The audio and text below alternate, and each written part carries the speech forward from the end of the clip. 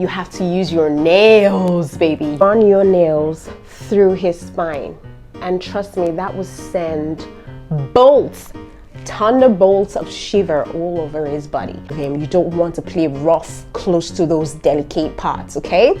They are no-go areas when it comes to your teeth. What you would be giving to him is a mixture of pain and pleasure. He wants to see another side of you. You need to show him.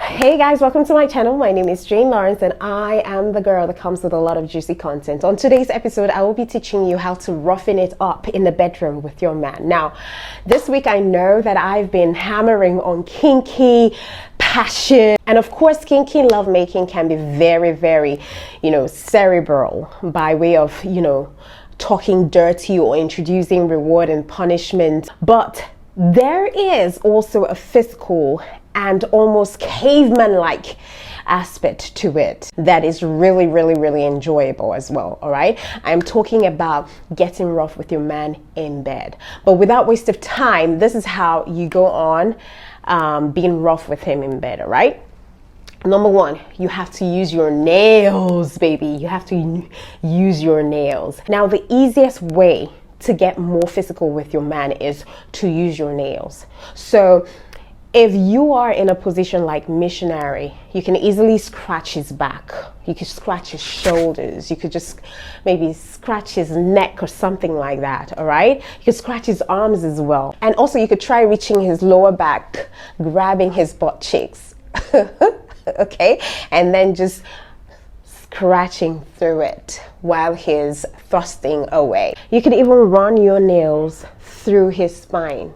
And trust me, that will send bolts, thunderbolts of shiver all over his body. I need you to get it straight that you can be light or you could be rough with him. But my advice is that you start light and then get some feedback from him on what he likes. So you could scratch all up and down his back, or you could just dig your fingernails in some places, maybe the side or maybe his shoulders. You could just dig your nails in.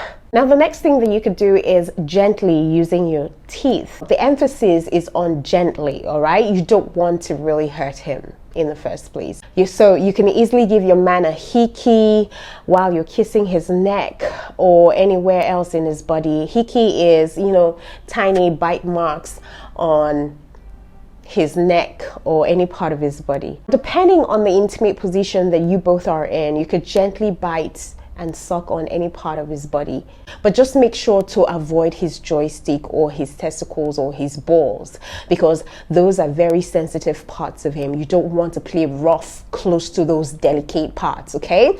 They are no-go areas when it comes to your teeth. Plus, when you think that he's starting to come, like he's starting to reach his climax, then you could try grabbing him and, just holding him tightly to yourself, or you could even gently bite his shoulders or bite his lips. Now, when you do this, what you would be giving to him is a mixture of pain and pleasure. All right? Number three, I don't know what number we are on, but I think we're on the third one. Now, you could use your strength as a woman. Now, listen to me. Your mouth and your hands are just the small part of the equation, and women have some level of strength in the bedroom, so use it, because using your strength to overpower your man can also make some super kinky lovemaking session go really wild. All right, and I will give you a few ideas on how to go about that.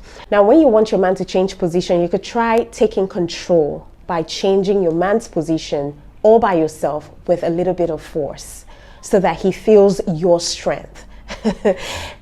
Trust me, men live for this, because usually it's always the other way around. They're the ones who show dominance while the women just stay submissive. So to be honest, that can be really boring sometimes and monotonous. So he wants to see another side of you. You need to show him. You could also try putting your hands around his neck and just choking him while you're riding on him. Okay, on the next episode, I'm going to teach you how to choke your man or your woman safely. Now, I need to state that there is a right way and a wrong way to have rough passion with your man. The right way is to do what comes naturally to you. So if you're naturally very submissive and you don't like being in a rough position, or you don't like doing rough passion with your man in bed, then that's okay. You don't have to feel the need to do it. Besides, it will feel forced and unnatural, and that's not a good look. It will definitely kill the mood altogether, because he would notice that you're forcing it, you're doing something that you're not comfortable with. So that's the wrong way. I actually said it's the right way. Now, the right way is to communicate with your man to make sure that he understands what you're up to, and then you get feedback from him on what he likes and dislikes. Because the truth is that you would never know what he likes or not. He may adore being scratched, but would never tell you if you do not ask. Maybe he even hates it. You will never know unless you get some feedback from him.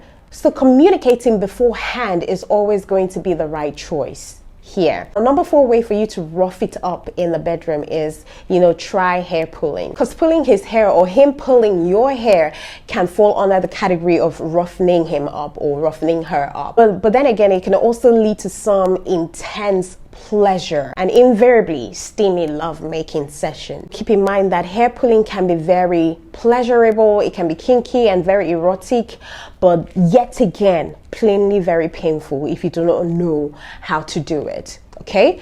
So let's start with the right way to pull someone's hair. If your man keeps hairs, like he has hairs, or he's got beard, or your woman has hair, like you're the man who is roughening the woman now, the right way to pull his or her hair is by first understanding that the pleasurable part of everyone's scalp is right at the back of the scalp, all right?